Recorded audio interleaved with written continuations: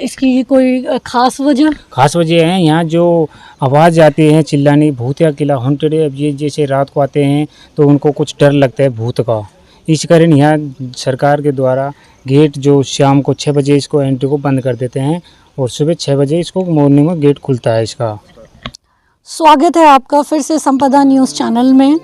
हम हमेशा की तरह इस कार्यक्रम में भारत के अद्भुत धार्मिक स्थल और यहाँ के ऐतिहासिक मॉन्यूमेंट्स जो हैं उनकी जानकारी आपको इस कार्यक्रम में देते हैं। आज मैं मौजूद हूँ राजस्थान के भानगढ़ किले में, जो कि जयपुर से 2 घंटे की दूरी पर अरावली पहाड़ों के बीच में स्थित है और ये इंडिया के मोस्ट हॉन्टेड जगहों में से एक माना जाता है।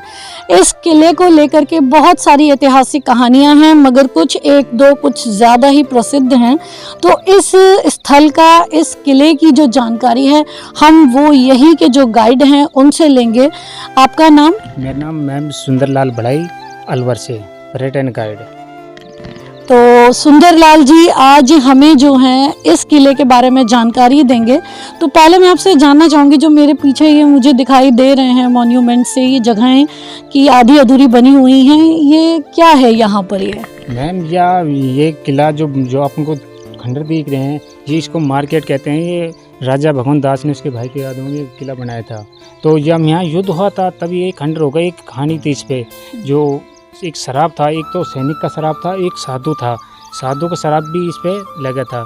और ये किला हॉन्टेड किला, भूतिया किला इसको नाम से जान जाते हैं। अलवर की अरावली पर्वतमाला के बीच में बसा हुआ है, जो सरिस्का क्षेत्र के नज़दीक ही है भानगढ़ किला है।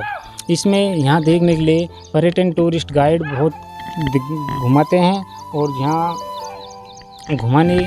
मैं ये जानना चाहूँगी स्पेशल, मैं ये देख रही हूँ कि जितने भी यहाँ पे ये जगह हैं, उधर पीछे भी जो कहा जाता है कि जौहरियों की हवेली है और ये मार्केट थी, लेकिन इसके ऊपर छत किसी पर भी नहीं है। ऐसी क्यों, क्या बात है कि इसमें पूरा छत नहीं है? जी मैम, यहाँ युद्ध हुआ था जब ये सब चीज़ खंडर हो गए।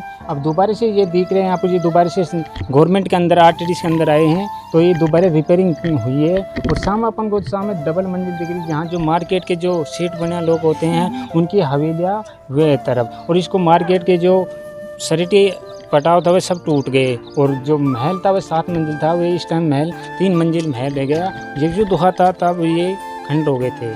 तो जैसा कि इतिहास में बताया जाता है कि किसी साधु के श्राप के कारण भी जो है ये छतें नहीं हैं इन घरों के ऊपर। उन्होंने कहा था कि मेरी तपस्या स्थली के ऊपर किसी के भी घर की या किले की छत के ऊपर छावा नहीं पड़ना चाहिए। तो ऐसा कुछ भी कहानी है यहाँ की? हाँ मैम, ऐसी कहानी है। जब राजा ने ये महल बनाया था, जब ये महल 7 मंजिल महल बना दिया, साधु था, वो साधु की ये कुटिया थी पीछे। अपन जो गेट है, जो जैसे अपन एंट्री किए वहाँ के पीछे एक कुटिया है, छतरी थी साधु की। साधु ने बोला कि राजा से आप महल इतना ऊंचा मत बनाओ कि आपकी जो महल की परछाई मेरी कुटिया तक पड़े। लेकिन जो शाम सूर्यास्त होने के बाद उसकी जो परछाई है, जो महल की जो छाया है परछाई, वही उसकी कुटिया तक पड़ी। उसका शराब था कि ज़्यादा दिन नहीं चलेगा महल। चलिए हम आगे की जानकारी आगे किले की तरफ बढ़ते हुए लेते हैं। अब हम इस इमारत की कौन सी मंजिल पर हैं? हम यह इस टाइम 34वीं मंजिल पे है महल की। 7 मंजिल थी, हम 3री मंजिल पर हैं। 4 मंजिल इस महल की लुप्त हो चुकी हैं और आप देख सकते हैं कि आसपास इस महल के टूटने के बाद के जो अवशेष हैं वो यहाँ दिखाई दे रहे हैं। और ये थोड़े थोड़े दरवाजे मुझे दिखाई दे रहे हैं। ये किस चीज़ के हैं दरवाजे? जो महल के जो दरवाजे थे, जो इसमें घुसने के वे दरवाजे थे, गेट थे, ये जो अपन को दिख रहे हैं, ये चारों तरफ ये महल के वो थे। इसमें राजा को नहीं पता, राजा किस महल में, किसी को नहीं पता कि राजा किस महल में है। हाँ, कमरों के दरवाजे हैं। और इसको अपन थोड़ी सी दिखाना, ये जो तहखाना है, जो गुप्त सुरंग है, जो नीचे से हमको बता रहा था मैं, वो गुप्त सुरंग से राजा कब आए कब चले गए किसी को नहीं पता कि राजा कहाँ है कहाँ नहीं। और ये जो पीछे एक इमारत दिख रही है, ये इसकी छत नहीं है, बाकी अभी थोड़ी बहुत तो ये बची है। ये क्या था? ये भी राजा का जो नीचे ये वाली ये मंदिर है, माता का मंदिर है। यहाँ से रानी पाठ पूजा करती थी, ये मंदिर है ये। अच्छा अच्छा।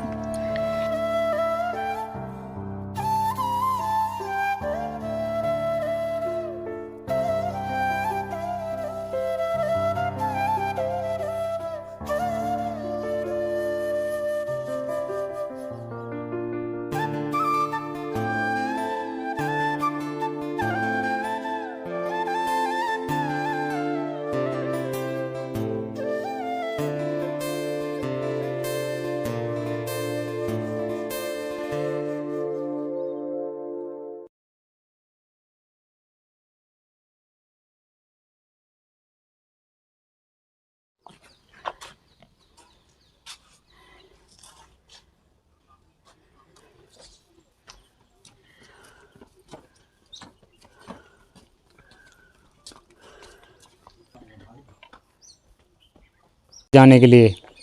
जो रास्ता ऊपर महल की तरफ भी जा रहा है, अंदर नीचे भी है तहखाना। ये रास्ता था जाने का, महल के ऊपर भी जो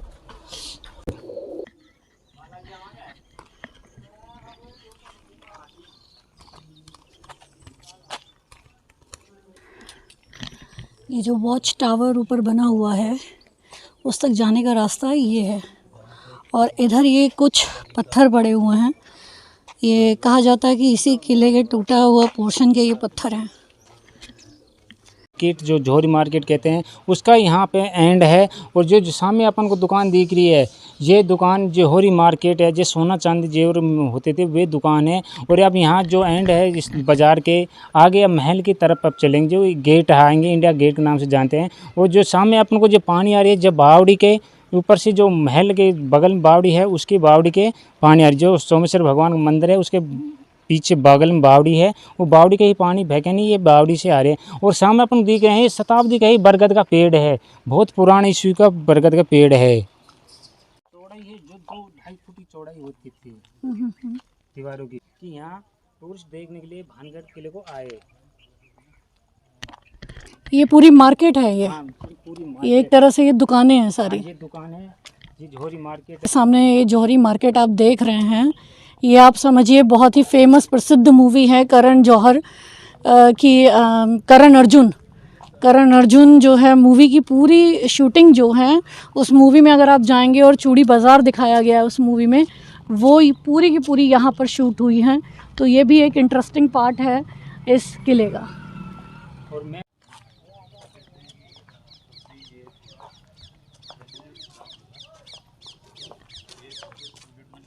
और ये मेन दुकान है, 1 2 3 दुकान है।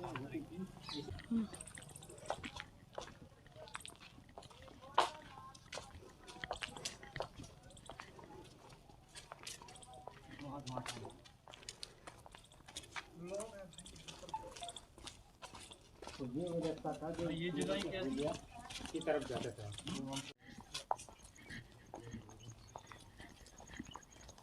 लोग आ गए हैं किले के अंदर, और आप मेरे बैक साइड में देख रहे हैं किला, हॉन्टेड किला, भूतिया किला।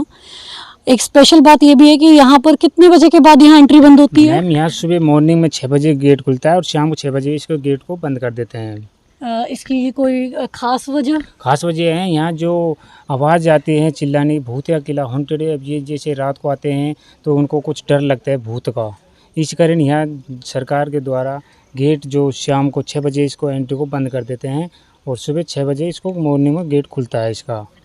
इस बात में कितना मतलब सच है कि वाकई कोई यहाँ से गायब हुआ है, ऐसा कुछ हुआ है? जितना मैं न्यूज़ वगैरह में पढ़ती रहती हूँ, क्या रियल में ऐसा कुछ हुआ है कि लोग रात में रुकने की कोशिश की और उसके बाद उनका पता नहीं चला, ऐसा कुछ हुआ है? मैम ऐसा ही हुआ अब तो, लेकिन अब पहले हुआ था लेकिन अब नहीं ऐसा। जैसे अब तो जैसे यहाँ जो गांव के थे जिनका खेत भी है बगल में, वे भी आते हैं, लेकिन नाइट में कोई भी नहीं आते हैं। यहाँ डर के वजह, भय की वजह से कोई नहीं आते हैं इसमें देखने के लिए। तो ये पीछे मंदिर जो है, ये किसका मंदिर है, उसके बारे में? ये गणेश जी भगवान का मंदिर है। यहाँ जैसे करण अर्जुन की मूवी हुई है प्यार का बंधन है, रिलीव गाना हुआ था, वे यहाँ से शूटिंग हुई थी। शाहरुख खान और सलमान खान ने जो गाना गाया था ये प्यार का बंधन चूड़ी चाड़ी का, तो वे है गणेश जी भगवान का मंदिर है। ये शताब्दी पूरा मंदिर है ये।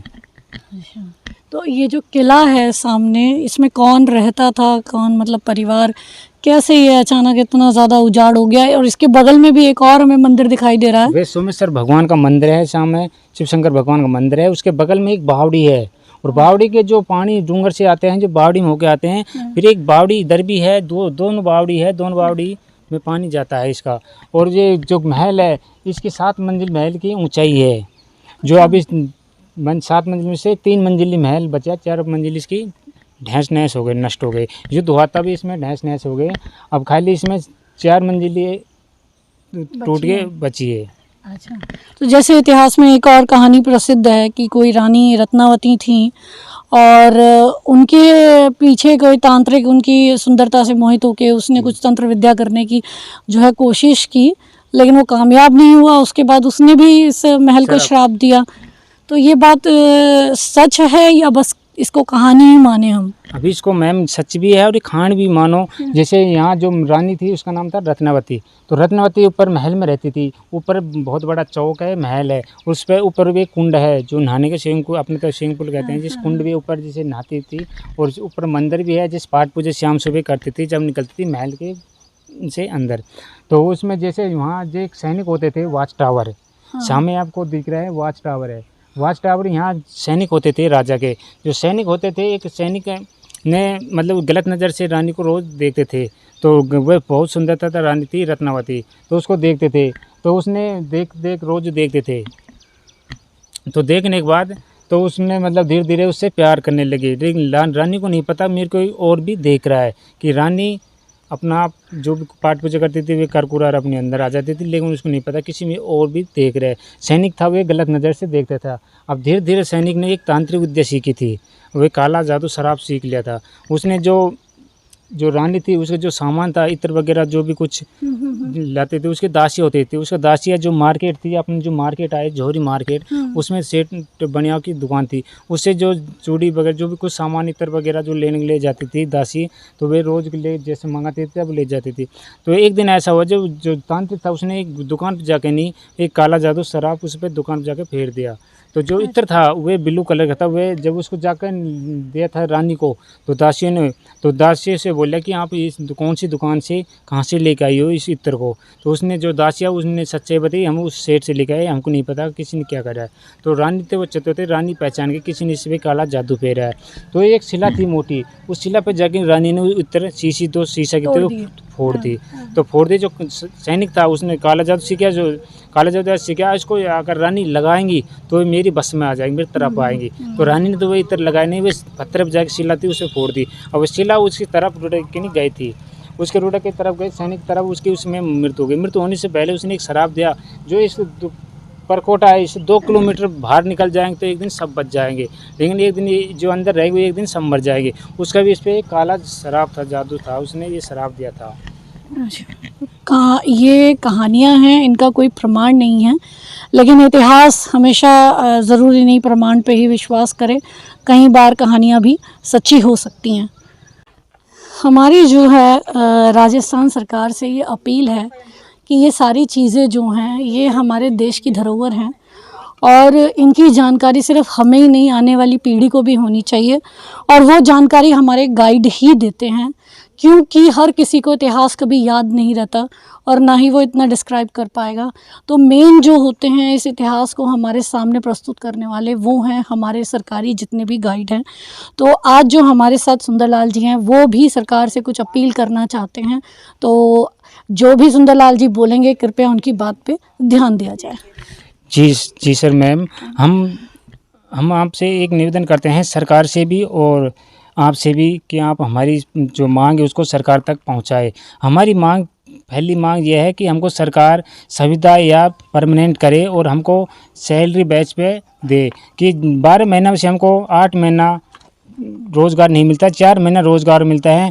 और जो भी जहाँ पे जो रोज़गार, जैसे अलवर है, जयपुर है, खाली यहीं पे रोज़गार है और जिला में कहीं रोज़गार नहीं है। जहाँ से गाइड चुने हैं गवर्नमेंट ने, उनको लिए कोई रोज़गार नहीं दे रही। और सीएम भजनलाल शर्मा से हम निवेदन करते हैं और डिप्टी सीएम जो पर्यटन विभाग के मंत्री है उससे भी हम कई बार ईमेल और सूचना पत्रकार द्वारा पहुंचाई, लेकिन उन्हें हमारी तरफ कोई ध्यान नहीं है। और जो गाइड है वे एक ऐसा गाइड है जो अपने राजस्थान की पूरी इतिहास के बारे में बताते हैं। बाहर से आने वाले टूरिस्ट और जो भी आते हैं यहाँ, जो हम उनको गाइड करते हैं और हम उनके अवगत कराते हैं, लेकिन सरकार हमारी तरफ कोई ध्यान नहीं दे रही है। और सरकार से हम यह विनती करते हैं कि जो राजस्थान की धरोहर नीति है, जिसको हम जहाँ टूरिस्ट देखने के लिए आते हैं उनको हम दिखाते हैं और विकसित करते हैं कि हमारे राजस्थान ये चीज़ है। और हम उनको जो गवर्नमेंट द्वारा जो उनको टिकट कर लगता है उनसे कहते हैं कि हमको भी कुछ परमानेंट ये सैलरी दी जाए और हम सरकार के और जागरूकता यहाँ से जो धरोहर है, जो पर्यटन स्थल है, उनको हम और ज़्यादा विकसित करें। सुंदरलाल जी की सरकार से, राजस्थान सरकार से सिर्फ इतनी ही विनती है कि वो जितने भी गाइड हैं उनकी एक परमानेंट सैलरी करें। उनसे बात करें, उनकी समस्याओं को सुने। यही हमारी सरकार से हम उम्मीद भी करते हैं कि वो जनता की जो जितनी भी समस्याएं हैं उन्हें सुने। और गाइड तो बहुत महत्वपूर्ण है, राजस्थान हो या हिमाचल हो या किसी और स्टेट की अगर मैं बात करूं जो कि ऐतिहासिक स्थल हैं, तो कृपया उन पर ध्यान दिया जाए। और मैं मोनिका राणा इस कार्यक्रम को यहीं समाप्त करते हुए आप सभी का धन्यवाद देती हूँ। इस कार्यक्रम को देखिए और बताइए कि आपको भानगढ़ का ये किला कैसा लगा। धन्यवाद।